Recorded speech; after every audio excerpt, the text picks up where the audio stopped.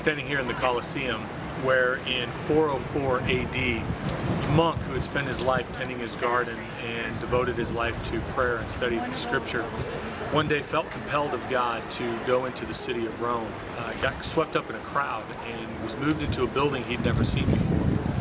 And he followed the crowd in, and as he got in, he found a seat, and he looked down, and on the floor of this Colosseum that he found himself in the middle of, with thousands upon thousands of other people, as the people were chanting and cheering, and seemed like a celebration was going on. But down here on the floor, men came out in suits and swords and started fighting. And this little quiet monk who had spent his life in study and prayer couldn't take it anymore, and he stood up and he started shouting out, "In the name of God, forbear."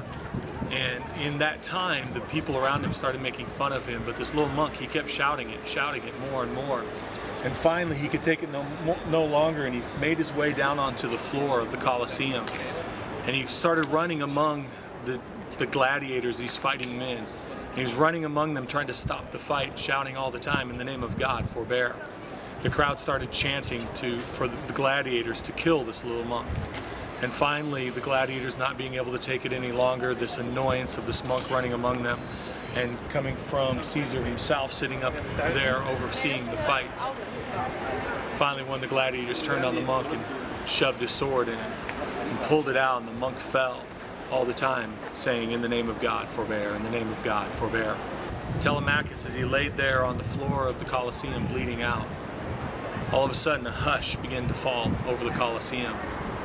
And slowly, one by one, men, women, people that were there, they began to file on out and move out of the Colosseum.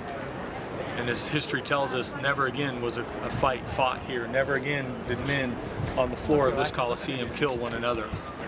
For this one little monk, Telemachus, quiet man, spent his life gardening, studying and praying, found his way into the city, and he changed history.